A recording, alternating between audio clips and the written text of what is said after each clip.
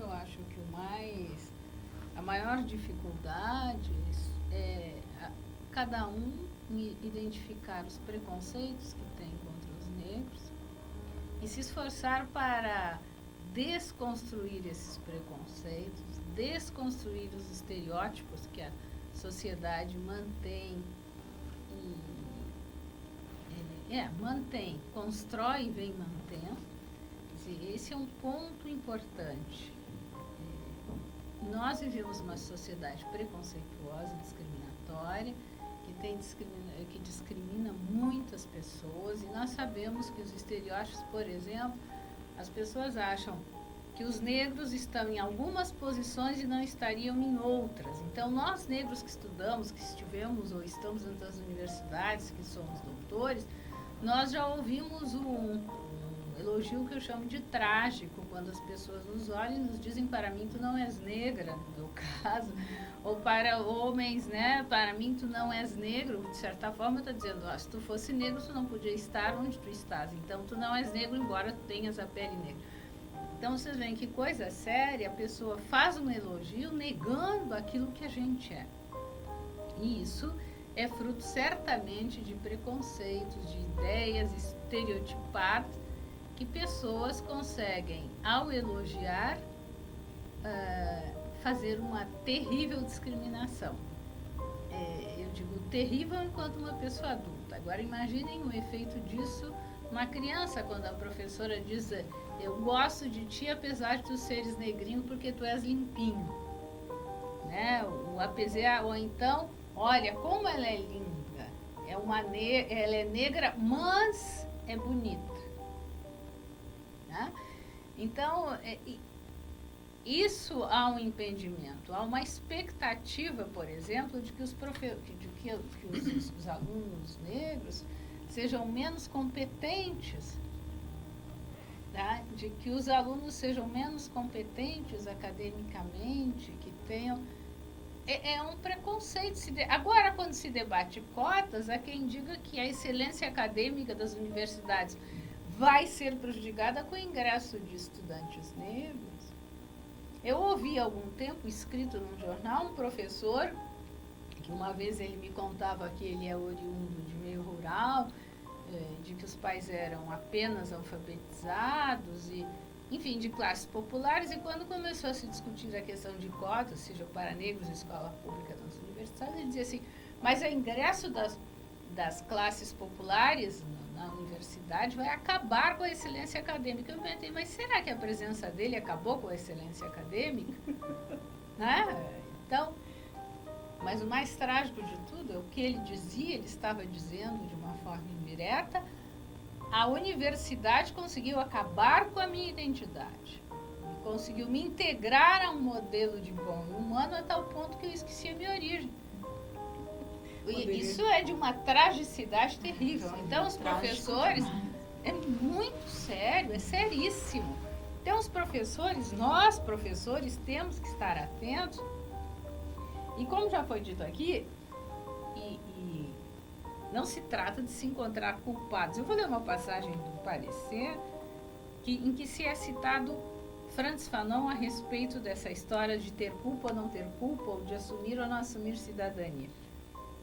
É uma citação dos Condenados da Terra, que diz o seguinte: como bem salientou Frantz Fanon, os descendentes dos mercadores de escravos, dos senhores de ontem, não têm hoje de assumir culpa pelas desumanidades provocadas por seus antepassados. No entanto, eles têm a responsabilidade moral e política de combater o racismo, as discriminações, e juntamente com os que vêm sendo mantidos à margem, os negros, construir relações raciais e sociais sadias, em que todos cresçam e se realizem enquanto seres humanos e cidadãos. Não fossem por essas razões, eles a teriam de assumir pelo fato de usufruírem do muito que o trabalho escravo possibilitou a este país. Na linha do que a professora Petronila falou agora. Veja, eu acho que essa questão das relações étnicas, raciais, que o parecer detalha bem, né?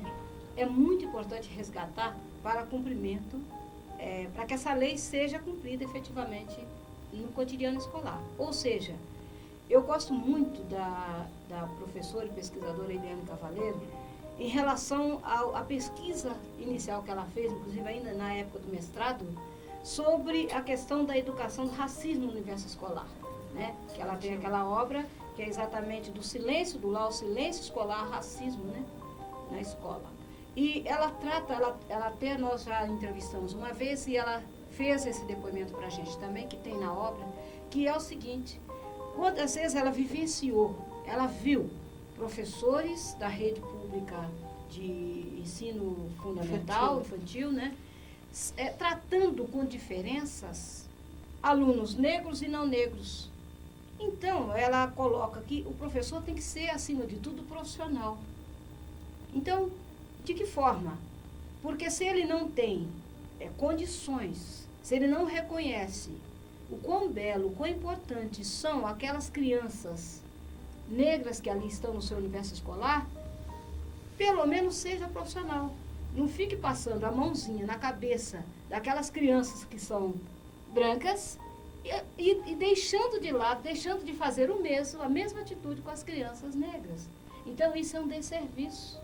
Né? Isto reforça estereótipos, racismo, contribui para que a criança negra continue com a baixa autoestima, né? Na mesma situação, e reforça estereótipos. Então, eu acho que é importante, nesse contexto, independente da análise de culpa ou deixar de ter culpa, mas eu acho que o professor tem que estar atento a isso. Ele não tem, no meu entender, enquanto cidadã, enquanto pedagoga, enquanto profissional da área de educação, educadora, eu acho que professor nenhum tem direito de ter esse tipo de postura. Né? Então, trate todos com distância, se assim quer. Né? É melhor do que privilegiar uns e desfazer de outros. Ali um pouquinho atrás, que é a questão da consciência, né? Eu acho que se você não tem uma consciência, você não sensibiliza, né? É você voltar para o seu eu, né? Perguntar para o seu eu a sua identidade, seu pertencimento racial. E aí, a partir do teu pertencimento racial, que já está valorizado, ele sabe o quanto isso é importante, esse reconhecimento, essa cultura, ele conversar com seus colegas. Isso não é uma coisa de um dia para o outro, isso é um processo. Isso é um processo que a escola é um espaço que ele é muito conflituoso. Ele tem os conflitos raciais, mas ele tem outros conflitos socioeconômicos e tem outros conflitos maiores, políticos e etc., e de outros, de outras veias. Mas eu acho que o mais importante da sensibilização do professor é você tem que trazê-lo para si. Eu acho que é o convencimento. Porque isso independe se o professor é negro ou é branco. Que já falamos aqui que não é só o negro. Então, eu acho que é um problema da escola. Da escola, porque senão a gente vai responsabilizar aquele professor negro que está numa escola. Eu, por exemplo, dirigi uma escola que tinha 5.000 professores. Não dá para mim ter essa responsabilidade só para mim. Então, você tem que colocar que a responsabilidade é de todos, né? Com relação a essa sedução, a esse compartilhar. Você tem que fazer com que o professor entenda a importância dessa cultura, o quanto ele está negando a si e ao seu aluno de ter essa cultura. Acho que este é a sensibilização maior. Você demonstrar a importância que essa cultura tem para a humanidade e o quanto ele, não compartilhando para compartilhar com seus alunos, ele vai colocar esse aluno com essa desvantagem na sociedade, porque é a relação dele com o outro. Então, a sensibilização é a gente tentar, nós professores negros ou brancos ou asiáticos ou muçulmanos, valorizar essa cultura para que eles compreendam, respeitem aceite e incorpore no seu cotidiano. Porque às vezes eu posso valorizar, eu posso respeitar, porque eu posso ter um respeito enorme pela professora, e de repente na minha sala de aula eu não incorporo no meu dia a dia, na minha disciplina. Então, acho que o importante é isso, é você dar esse conhecimento, trazer esse professor para si com relação isso. E outra coisa importante que eu acho que nós professores temos que ter, é o seguinte: se nós não temos domínio deste saber, nós temos que buscar. Por exemplo, Dom Bali, é uma entidade que alguém pode, o professor individualmente, que às vezes a escola não está comprometida, mas se ele quer se comprometer, ele pode também, porque ele pode ser um desencadeador naquela escola. Então ele pode procurar, como a professora já deu, o MEC, o Dom Bali, procurar cidades que têm experiências bem-sucedidas, como Osasco, São Paulo, como que se desencadeou isso, como que se entrou na rede pública com essa temática. Eu acho que é isso, é uma busca, temos que buscar sempre. Então, eu acho que o importante, é nós estarmos preocupados que esse saber é importante e que se a gente não tem, nos está faltando, nós temos meia verdade na sociedade brasileira. Marilândia disse isso muito claro, é uma questão de consciência, quando ela diz assim, quando ela diz uma questão de consciência, assim, eu entendo quais são as relações que mantêm essa sociedade, eu concordo com elas, eu acho que tem que ser assim e assim tem que continuar, ou eu me proponho, ao que todos nós, educadores, nos propomos nos nossos planos, né, a transformar a sociedade. Transformação, eu estou falando, é transformar para continuar tudo como está, ou é transformar realmente para novidade, para as pessoas se tratarem umas às outras com respeito, que a dignidade de todas as pessoas esteja garantida e apoiada. É isso que eu quero? Né? E para fazer isso, eu tenho que começar, inclusive, a combater as discriminações que eu, como professor, como carreira, os baixos salários, o não ser incluído na gestão democrática da escola, porque daí se o professor não está incluído, a gestão não é democrática.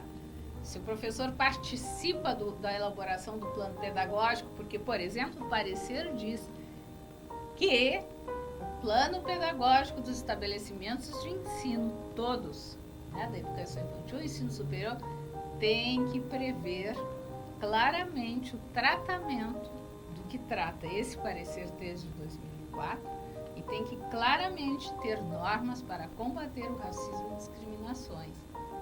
Então, eu acho que a questão é essa. Falta apoio, falta informação, falta material. Como nós já vimos, falta e não falta. Né? Mas o que falta disposição de alguns professores, falta. Mas, felizmente, eu espero e desejo que não seja da maioria.